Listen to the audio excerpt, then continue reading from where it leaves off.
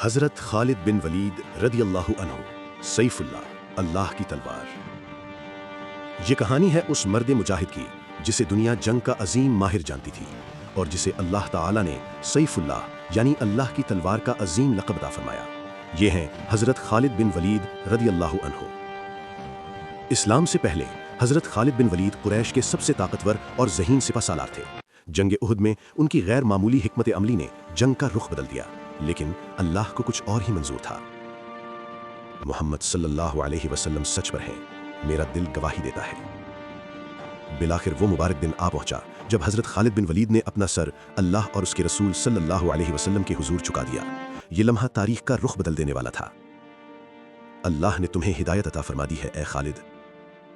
جنگ موتا میں جب یک کے بعد دیگرے 3 عظیم سپہ سالار شہید ہو گئے تو حضرت خالد بن ولید نے لشکر اسلام کی قیادت سنبھالی۔ اس دن اللہ نے اسلام کو ایک نئی طاقت عطا فرمائی۔ خالد اللہ کی تلواروں میں سے ایک تلوار ہے۔